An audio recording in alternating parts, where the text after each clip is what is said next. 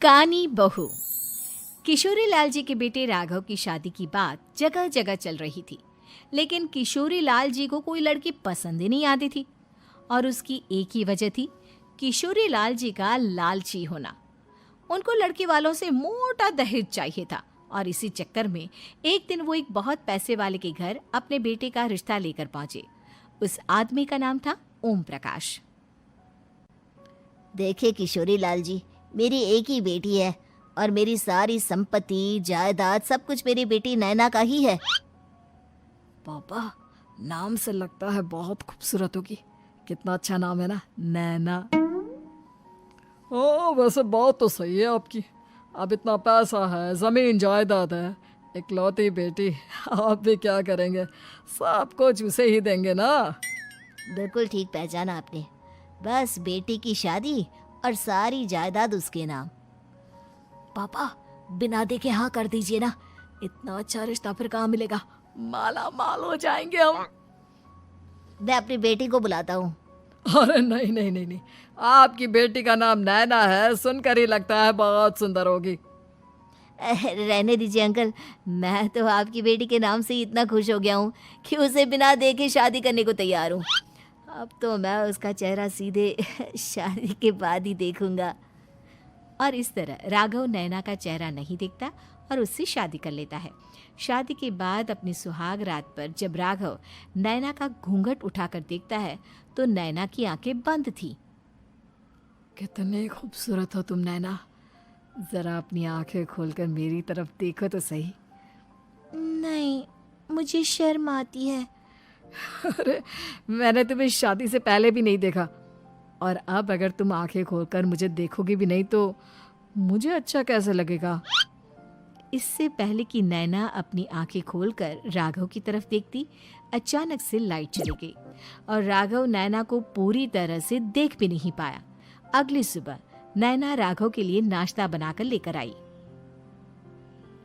अरे ये क्या, आधा पराठा सेका हुआ है और आधा बिल्कुल कच्चा। ये तुमने क्या किया नैना? बहू, तुमने क्या आधा पराठा तवे से नीचे लटका कर रखा था, जो आधा सेका है और आधा कच्चा? मुझे जितना दिखेगा उतना ही तो सीखूंगी ना पापा जी।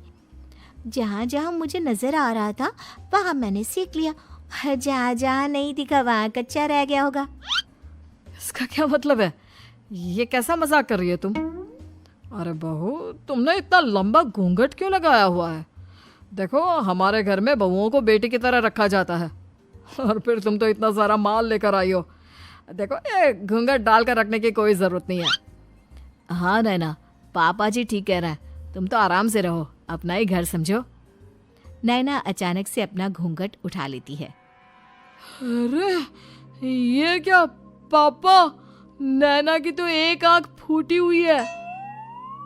नाम से नैना, लेकिन ये तो कानी बहू निकली। मेरे साथ धोखा हुआ है, धोखा। बिना दिखाए अपनी कानी लड़की मेरे संग ब्याह दी। मुझे कानी बीवी नहीं चाहिए। मुझे अभी ओम प्रकाश जी से बात करनी पड़ेगी। आखिर उन्होंने मेरे साथ ऐसा किया क्यों? अरे, आप लोगों ने ही तो पापा से कहा था कि आप लोग शादी से पहले मुझे देखना नहीं चाहते। अब मेरे पापा पर क्यों इल्जाम लगा रहे हैं? अरे लेकिन उन्हें बताना तो चाहिए था ना कि तुम कानी हो, एक आंख से तुम्हें दिखाई नहीं देता। किशोरी लाल और राघव नाराज होकर ओम प्रकाश को अपने घर बुलाते हैं। पापा जी, ये आपने क्या किया? शादी से पहले बताया क्यों नहीं कि नैना की आंखों में परेशानी है?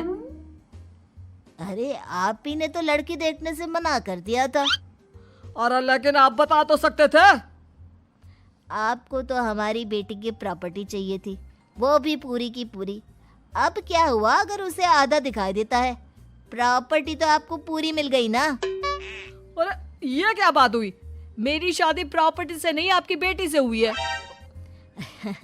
अब ये तो पहले सोचना चाहिए था, तब तो मेरी प्रॉपर्टी देखकर तुम्हारी जुबान लप लप आ रही थी। लेकिन मैं कानी लड़की को अपनी बीवी बनाकर नहीं रख सकता।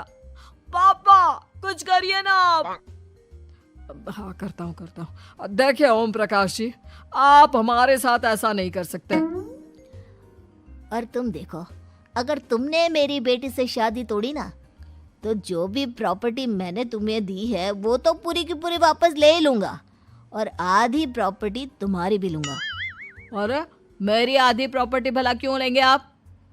इसलिए क्योंकि मेरी बेटी को आधा नजर आता है और उसकी नज़र अभी तक तुम्हारी आधी जायदाद पर ही पड़ी है। अब तुम उसे घर से निकालोगे तो कुछ तो लेकर जाएगी ना। और अगर हम आपकी बेटी को अपने घर की बहू बना कर रखे तो? तो तुम्हारी पूरी प्रॉपर्टी तुम्हारी ही रहेगी, और जो मैंने तुम्हें दिया है ना, उसमें से बस मैं आधा लेकर जाऊंगा। अरे लेकिन अब आप अपनी दी हुई प्रॉपर्टी में से आधी वापस क्यों लेकर जाएंगे? अगर मैं आपकी बेटी को अपनी पत्नी बनाकर रखने को तैयार हूं तो?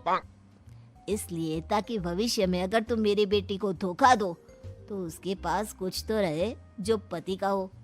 वैसे मेरे पास तो बहुत कुछ है, लेकिन अपने पति की कोई निशानी तो उसके पास होनी चाहिए ना। अब अगर तुमने मेरी बेटी को कानी कहा तो तुम्हें प्रॉपर्टी भी कानी ही मिलेगी, पूरी नहीं। जमाए राजा। किशोरी लाल और राघव समझ चुके थे कि वो बुरी तरह फंस चुके हैं और अब उनके पास वहां से निकलने का कोई चारा नहीं है। अब समझ में आया ना, लालच बुरी बला होती है। एक तो तुम्हें प्रॉपर्टी मिली, ऊपर से बीवी मिली, उसमें तुम्हें नखरे भी दिखाने हैं। आए बड़े, चुपचाप बैठो दोनों। कुछ दिनों के बाद नैना राघव की कार लेकर बाजार घूमने निकलती है और जब कार लेकर वापस आती है, ये क्या? एक तरफ से मेरी गाड़ी पूरी खराब हो चुकी है।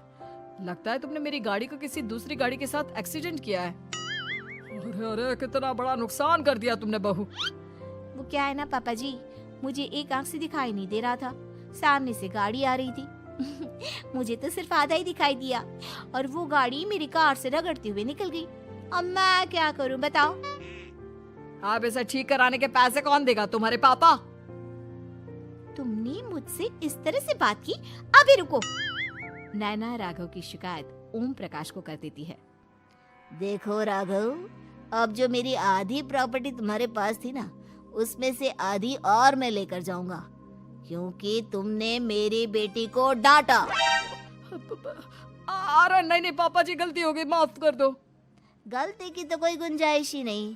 अगली बार मेरी बेटी को डांटा तो बची हुई आधी में से आधी और ले जाऊंगा। लालच के चक्कर में हम दोनों ने बहुत बड़ी गलती कर दी बेटा। एक तो तुम्हें कानी बहू मिली और ऊपर से जो माल मिला वो भी काना। इस तरह राघव की हर एक गलती पर ओम प्रकाश उसकी प्रॉपर्टी का आधा आधा हिस्सा लेकर अपना सारा माल वापस ले गया और राघव को कानी बीवी से काम चलाना पड़ा। भाई लालच वाकई में बुरी बला है।